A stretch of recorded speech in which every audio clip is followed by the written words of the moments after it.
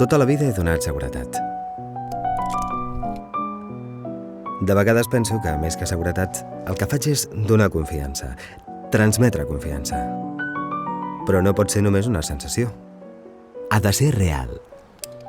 Busquem seguretat en el que ens envolta, però l'autèntica seguretat comença per confiar en nosaltres mateixos, en la nostra capacitat per afrontar riscos que encara no ens amenacen, per fer servir tecnologies que encara no s'han inventat o per resoldre problemes que encara no existeixen.